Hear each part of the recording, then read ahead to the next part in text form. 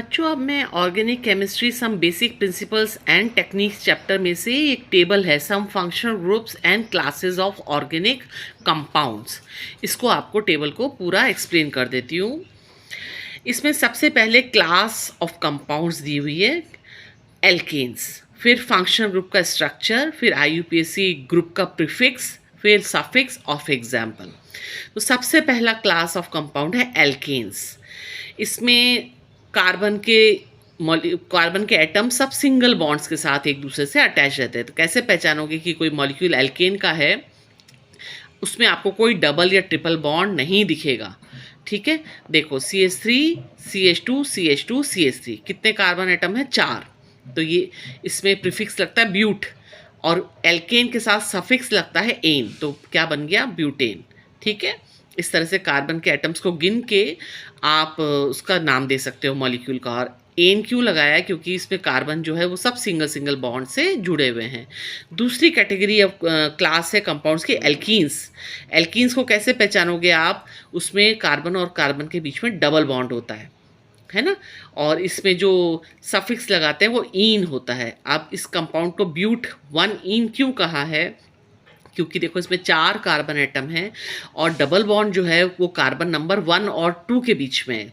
तो उसको double bond का लोएस्ट नंबर देना है ना, इसलिए उसको बोलेंगे 1 ब्यूट, क्योंकि 4 कार्बन है। 1 क्योंकि 1 पोजीशन पे डबल बॉन्ड है। ईन क्योंकि ये एक एल्कीन है, तो ये बन गया ब्यूट 1 ईन। इसी तरह से आप नेमिंग करते हैं कंपाउंड्स की according to IUPAC. Third class of compound से एल्काइंस। कैसे पहचानेंगे कि एल्काइन है? देखो कार्बन कार्बन के बीच में 3 बॉन्ड होने चाहिए। ट्रिपल बॉन्ड जब होगा तो पहचान लेना कि वो एल्काइन है। सफिक्स आइन लगता है। कार्बन का नंबर गिनो, इसमें 1 2 3 4 4 कार्बन है, और कार्बन 1 पे और 2 में ट्रिपल बॉन्ड है, तो उसको हम बोलेंगे ब्यूट 1 आइन। ठीक है, और हर कार्बन की 4 वैलेंसी कंप्लीट होनी चाहिए। 4 से ज़्यादा वैलेंसी मत देना, 4 से कम वैलेंसी मत देना, नहीं तो कंपाउंड का फॉर्मूला गलत हो जाएगा। ठीक है, सबसे पहले जो रिक्वायरमेंट है उसके अकॉर्डिंग आप बॉन्ड्स बनाओ। जैसे आइन है तो 3 बॉन्ड बना देने का। जो जिस नंबर पे है, जिस नंबर से जुड़े हुए हैं, उस कार्बन और उसके पास वाले कार्बन के बीच में आप ट्रिपल बॉन्ड बनाओ, और सारे कार्बन की आप 4 वैलेंसी पूरी कर दो। तो इस तरह से फॉर्मूला बन जाएगा। एरीन्स, बच्चों बेंजीन को एरीन बोलते हैं। ये देखो, ये बेंजीन की स्ट्रक्चर है। ऑल्टरनेट डबल बॉन्ड्स हैं, 6 कार्बन है और 6 ही हाइड्रोजन है। CH CH CH CH CH CH। देखो सब हर एक कार्बन की 4 वैलेंसी पूरी हो रही है ना। दो तो साइड 3 बॉन्ड तो उसने कार्बन के साथ बनाए और 1 बॉन्ड हाइड्रोजन के साथ, हर एक कार्बन ने, है ना। 2 एक साइड, 1 दूसरी साइड, ऑल्टरनेट बॉन्ड्स बनाए हैं। ये बेंजीन है, एरीन। फिर है हेलाइड्स। किसको बोलते हैं? हेलाइड्स ऐसे ऑर्गेनिक कंपाउंड्स हैं जिसमें हेलोजन ग्रुप हाइड्रोजन को हटा के लग जाता है। देखो ये बिना हटाए भी लग सकता है, लेकिन इसकी प्रेजेंस बहुत ज़रूरी है कि ये ऑर्गेनिक कंपाउंड में ये फ्लोरो, क्लोरो, आयोडो, ब्रोमो, इसमें से कोई भी एक जुड़ा होगा तो उसको बोलेंगे हेलाइड। जैसे ये है 1 ब्रोमो ब्यूटेन। 1 ब्रोमो क्यों? एक ब्रोमो ग्रुप जुड़ा हुआ है 1 पोजीशन पे कार्बन की, और 4 कार्बन जुड़े हुए हैं, है ना, लाइन में, तो उसको बोलेंगे 1 ब्रोमो ब्यूटेन। अब ब्रोमो को 1 नंबर क्यों दिया है? क्योंकि ये फंक्शनल ग्रुप को सबसे लोएस्ट नंबर देते हैं। 4 नहीं बोलेंगे, इसको 1 बोलेंगे। ओके। फिर है एल्कोहल्स में OH ग्रुप जुड़ा होगा तो पहचान लेना कि ये एल्कोहल है। इसमें सफिक्स होता है ओल, जैसे ब्यूटेन 2 ओल। तो देखो 4 कार्बन वाला एक चेन है, 1 2 3 4, और OH ग्रुप जो है 2 नंबर पे जुड़ा हुआ है, 2 नंबर कार्बन पे, तो उसको बोलेंगे ब्यूटेन 2 ओल, ऐसे बीच में डैश लगा के। हाँ, ये हाइड्रोक्सी प्रीफिक्स भी दिया हुआ है, वो तब लगाते हैं जब किसी चेन में 2 मान लीजिए फंक्शनल ग्रुप हैं। तो अगर मान लीजिए OH को कम प्रायोरिटी दी है, दूसरे फंक्शन ग्रुप को ज़्यादा प्रायोरिटी देनी है अकॉर्डिंग टू आईयूपीएसी, तब हम इसके लिए हाइड्रोक्सी लगाते हैं। उससे कंफ्यूज मत हो, आप ओल ही लगाना अभी। फिर है एल्डिहाइड्स। एल्डिहाइड्स में कौन सा फंक्शनल ग्रुप है? CHO। ठीक है, इसमें जो सफिक्स है वो L लगता है। Butanal, propanal, pentanal, hexanal, heptanal, according to the number of carbon atoms. अब देखो इसमें 4 हैं, CH3 CH2 CH2 CHO।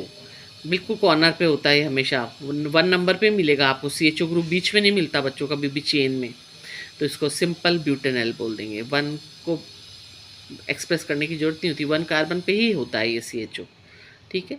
तो according to the carbon number उसको भी गिन लेना, जो CHO ग्रुप का कार्बन है उसको भी गिनना चेन में, ब्यूटेनॉल। फिर है कीटोन्स में हमेशा C डबल बॉन्ड O, और ये बाकी के जो 2 बॉन्ड्स हैं C के पास वो मिथाइल या इथाइल, मतलब कार्बन से जुड़े हुए हैं, दोनों तरफ कार्बन होना ज़रूरी है, इसको ही कीटोन बोलते हैं। इसको ओन लगाते हैं इसमें suffix, butane, butane two own, देखो ब्यूटेन टू ओन है ना। और ये कभी कॉर्नर पे नहीं हो सकता, इसके तो दोनों तरफ कार्बन होना ज़रूरी है, CO बॉन्ड के, है ना, C डबल बॉन्ड O है बीच में, तो ये है ब्यूटेन टू ओन, 4 कार्बन है इसलिए। फिर है नाइट्राइल्स, ये साइनाइड ग्रुप जब जुड़ा होगा चेन में तो उसको नाइट्राइल्स बोलते हैं, है ना। इसमें प्रीफिक्स लगाते हैं साइनो और सफिक्स लगाते हैं नाइट्राइल, जैसे पेंटेन नाइट्राइल। देखो 1 2 3 4 5 साइनाइड ग्रुप के कार्बन को भी गिन लो और बोलो पूरी चेन को पेंटेन नाइट्राइल, ठीक है। ईथर्स में क्या होगा, 2 आपके मान लीजिए मिथाइल ग्रुप है या इथाइल ग्रुप है, एल्काइल ग्रुप बोलते हैं इसको, 2 एल्काइल ग्रुप्स के बीच में एक ऑक्सीजन होता है तो उसको ईथर बोलते हैं। देखो इस तरह से, एक ऑक्सीजन के दोनों तरफ इथाइल ग्रुप्स हैं तो इसको बोलेंगे इथॉक्सी इथेन, और दोनों तरफ मिथाइल ग्रुप होंगे तो मिथॉक्सी मीथेन, ठीक है। और अगर एक तरफ मिथाइल और दूसरी तरफ इथाइल होगा तो बोलोगे मिथॉक्सी इथेन, बड़े वाले को पेरेंट मानते हैं। कार्बोक्सिलिक एसिड में क्या है फंक्शनल ग्रुप, COOH, ठीक है। और इसमें सफिक्स होता है ओइक एसिड, तो देखो 4 कार्बन गिन लो, 1 2 3 CH3 CH2 CH2 COOH, ठीक है। ये भी कॉर्नर में होता है COOH, लंबी चेन के सबसे फर्स्ट नंबर कार्बन पे। Carboxylate ions COO minus, OH लगाते हैं इसमें, OH सोडियम बेंजोएट, सोडियम का सॉल्ट है, किसके साथ, ये ब्यूटेनोइक एसिड को एक H हटा के सोडियम आयन आ गया तो एक सॉल्ट बन गया, उसको बोलते हैं सोडियम ब्यूटेनॉइड। क्या था ये ब्यूटेनोइक एसिड था, CH3 CH2 CH2 COOH, ऊपर वाला है ना ब्यूटेनोइक एसिड, उसका एक H हटा के सोडियम आयन आ गया तो सॉल्ट बन गया। फिर है ईस्टर्स तो आपने 10th में भी पढ़े थे, इसमें होता है जब अल्कोहल और एसिड रिएक्शन करते हैं ना कार्बोक्सिलिक एसिड तो ईस्टर बनाते हैं, फ्रूटी स्मेल होती है। इसमें ओएट सफिक्स लगता है, मिथाइल प्रोपेनोएट, क्यों ऐसा नाम रखा, क्योंकि जो COO ग्रुप है उसके एक साइड में मिथाइल ग्रुप है और दूसरी साइड में CH3 CH2 जुड़ा हुआ है, लेकिन उसके साथ हम इस कार्बन को भी ऐड कर लेते हैं तो क्या बन जाएगा, प्रोपेनोएट, है ना, प्रोपेनोएट होगा ना। अगर मान लो ये CH3 COO CH3 होता तो क्या नाम होता, मिथाइल इथेनॉइट, है ना। उसमें हम क्या करते, C को भी ऐड कर लेते, जो COO वाला C है। फिर है एसाइल हैलाइड, ये COX, ये एसाइल हैलाइड होते हैं, जैसे ये ब्यूटेनाइल हैलाइड है। इसमें क्या हुआ, इसमें जो एसिड था ना उसका OH हटा के Cl आ गया, देखो ब्यूटेनोइक एसिड था ये, CH3 CH2 CH2 COOH, उसमें से OH को हटा के यहाँ पे क्या आ गया, Cl, तो इसको बोलते हैं ब्यूटेनॉइल क्लोराइड, ओके, ऐसे नाम देते हैं इनका। इसी तरह से propanoyl chloride, ethanoyl chloride, butanoyl chloride, pentanoyl chloride, ये COCl है। एमाइंस NH2 ग्रुप जुड़ा होता है या फिर सब्स्टिट्यूटेड एमाइंस भी हो सकते हैं। इसमें ब्यूटेन 2 एमाइन, देखो 4 कार्बन है और 2 पोजीशन पे एमाइन जुड़ा हुआ है ना, लोएस्ट नंबर कार्बन नंबर देना है उसको।